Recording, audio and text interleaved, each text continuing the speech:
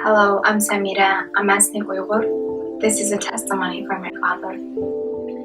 Iminjan Seydin, an associate professor and a book publisher, is now being held in so-called re-education camp since 2017.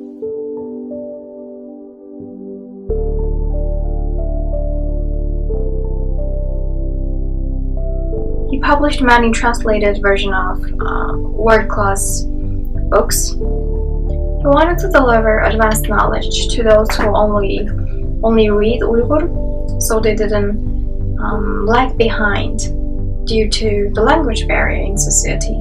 He wanted to improve the connections between all groups in society as a whole. One thing he used to tell me is that, love your country.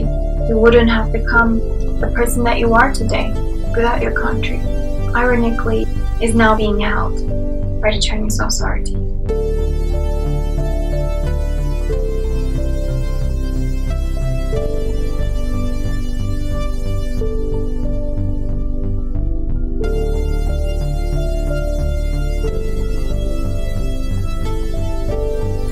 He has never broken any law, and apparently he doesn't need to be re-educated. He's turning 55 soon. My only hope for the time being is that he's alive. Meanwhile, I strongly demand the Chinese government to release my father, Iminjan Seydin. You might be able to help me rescue my father. I appreciate your time and humanity. Thank you.